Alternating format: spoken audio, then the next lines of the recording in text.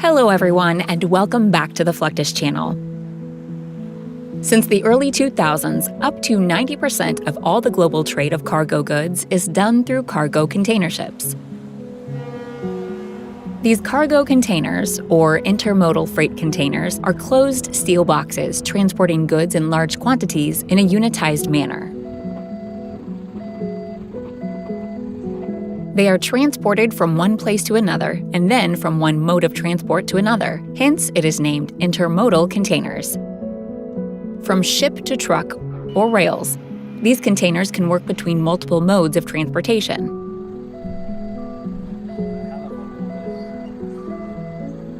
On today's feature, we will look into the actual work that goes to ship our goods across the ocean around the globe.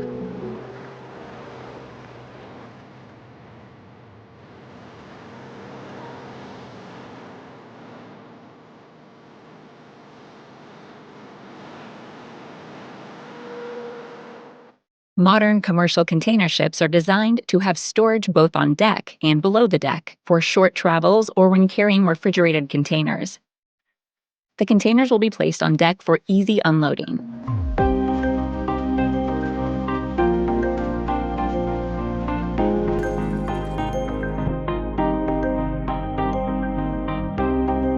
The modern cargo containers are usually 20 feet or 40 feet long, 8 feet wide, and 8 to 10 feet high.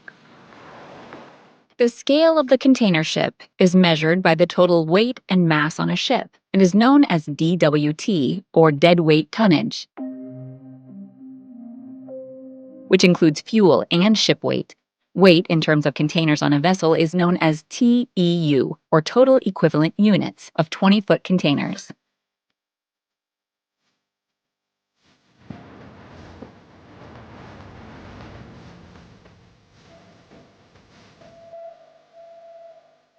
There are multiple ways cargo container ships load and unload their cargo seaports.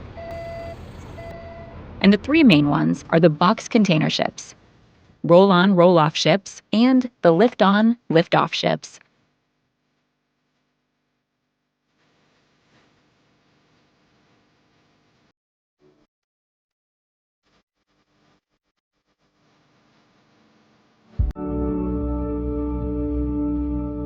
For box container ships, it usually uses the facility's cranes to load and unload containers on the port.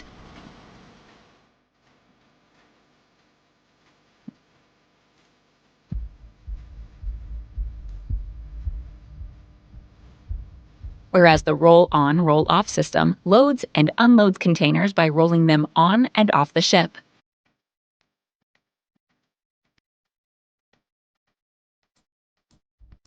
For lift-on, lift-off ships, they are equipped with their own cranes to load the containers on and off the ship.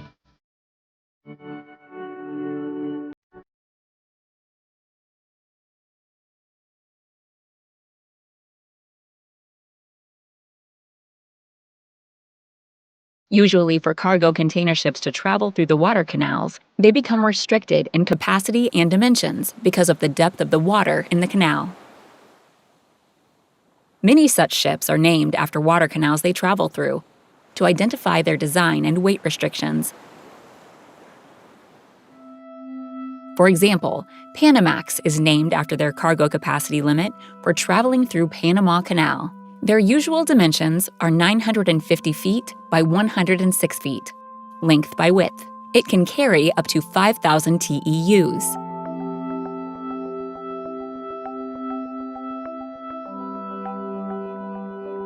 Most modern ships are propelled by mechanical systems consisting of a motor or engine turning a propeller.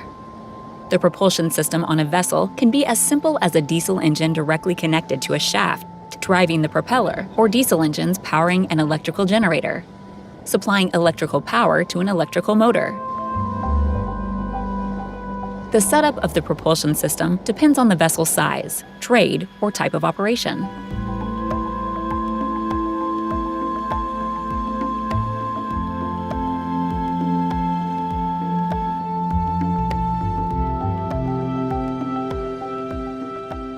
Larger cargo vessels commonly have a slow-speed main engine with a maximum speed of 100 to 130 revolutions per minute, connected to a fixed pitch propeller.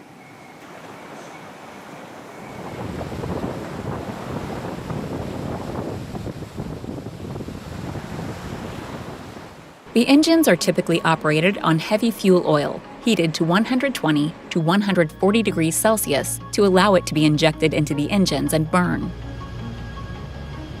These engines rotate both clockwise and anti-clockwise to allow forward or reverse movements.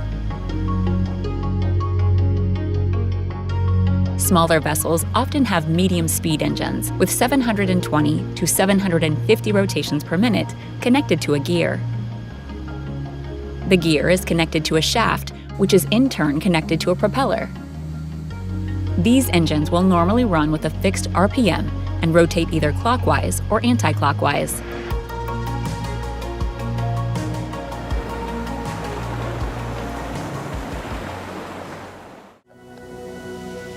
The mechanism of how cargo container ships work basically involves three parties.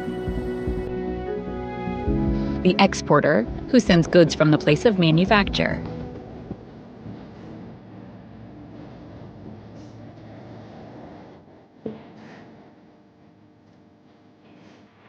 The importer, who receives the goods at the shipping destination, and the shipping company that loads the cargo from the exporter's location and delivers it to the importer's location.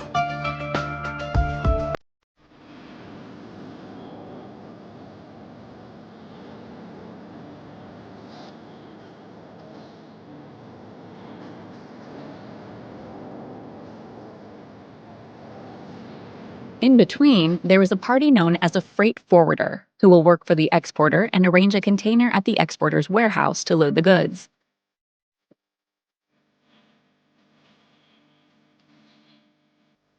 An exporter's agent oversees the paperwork. The freight forwarder will then take the sealed cargo from the warehouse to the port, and the exporter tracks the shipment through a tracking ID.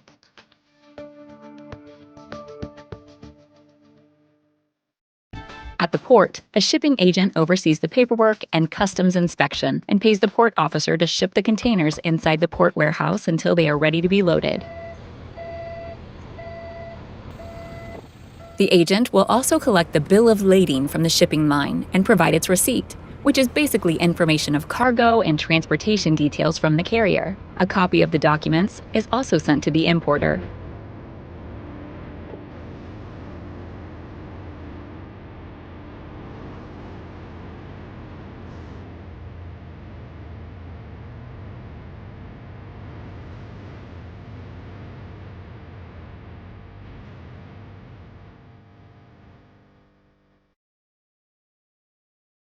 The shipping company is responsible for making the cargo plan and loading the cargo containers on the ship. When the ship parks at the port, the containers are transferred to the deck by trucks and are loaded using forklifts or cranes.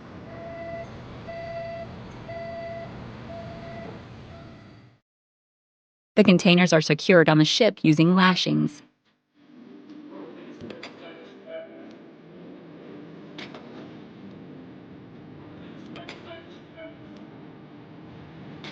When the ship arrives at its destination, an importer's representative will provide documents and a bill of lading to the port officer and receive the shipment.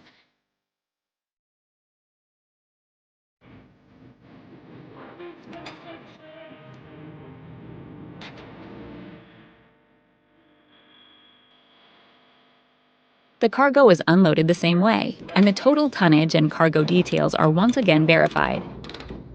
From the port storage, a freight forwarder will arrange for the cargo container to be delivered to the importer's warehouse and unloaded.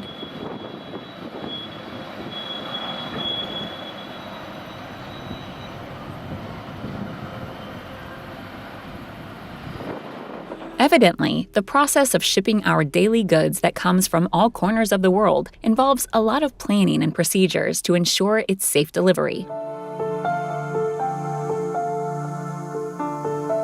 Of course, technologies are constantly developed to expedite the process and make it more efficient, to the extent that cargo ships are being designed to operate autonomously, controlled by humans thousands of miles away from a safe, dry shoreline of this Earth.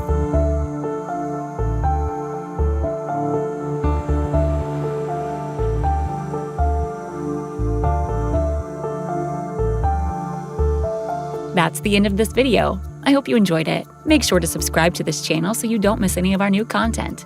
See you next time.